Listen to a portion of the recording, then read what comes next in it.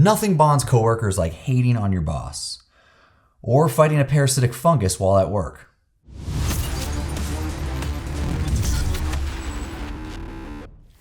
So Cold Storage is a sci-fi horror comedy about two self-storage employees played by Joe Keery and Georgina Campbell. They must help contain a parasitic fungus that is escaping from a sealed military base that is within the storage facility that they work at. And they have a bit of help from a bioterror operative played by Liam Neeson. If you're thinking, hey, that sounds absolutely ridiculous, you would be correct. And I was on board for that, especially with this cast. It is based off a book by author David Cope. I have not read the book, so I don't know how closely the movie follows the book. So kicking off with the positives, the movie does not take itself serious at all, and you get that vibe pretty quickly in the beginning. Within the first few minutes, it was reminding me of Slither and Evolution, and I love both of those movies, so I was here for it. We also get to see Sosie Bacon for a bit, who I really enjoyed in Smile, and she's solid in this. Joe and Georgina have great on-screen chemistry, and it's fun to see them kind of Scooby-Doo through this situation and slowly start to piece together what's happening. Their back and forth with each other is playful, and it's entertaining to see. And they do a great job at making the audience feel like a third coworker who they just dragged into this mess. You also get some nice backstory on both of their characters where you learn they've made some questionable choices throughout their life, but they don't harp on it too long. It's just enough that it allows you to see that they're actually good people who are really just trying to improve their situation, and it makes you like them even more and really root for them. Tonally, the movie leans hard into cheesy vibes, almost cartoonish at times, but it works because you as an audience member have seen what this fungus can do, and they're unaware for quite some time. So again, watching them kind of just Scooby-Doo around fueled by boredom and intrigue with zero caution is kind of funny to see. Liam Neeson does a solid job too.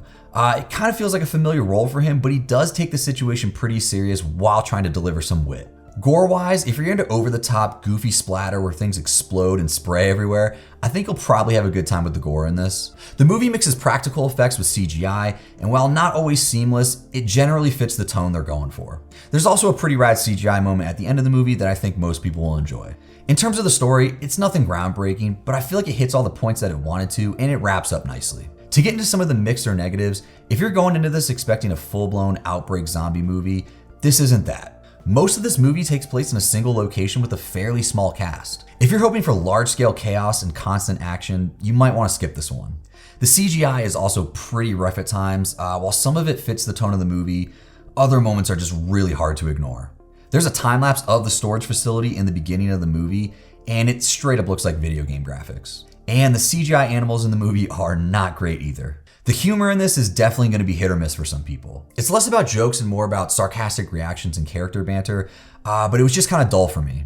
I chuckled a few times, but it never really delivered the laughter I was hoping to get from this one. That said, I heard from people who genuinely found this funny, so I think it's just going to depend on your sense of humor. My biggest issue though is that this movie never really feels dangerous. About halfway through, I found myself wondering, when is the gravity of this situation going to kick in? I kept waiting for those oh shit moments, but they just never really came. And maybe that was a deliberate tonal choice, but it undercuts any of the real tension that the movie could have had. Overall, Cold Storage was kind of like flat soda. You can drink it, but you definitely miss the fizz. That said, it knows what kind of movie it is, and it stays in that lane.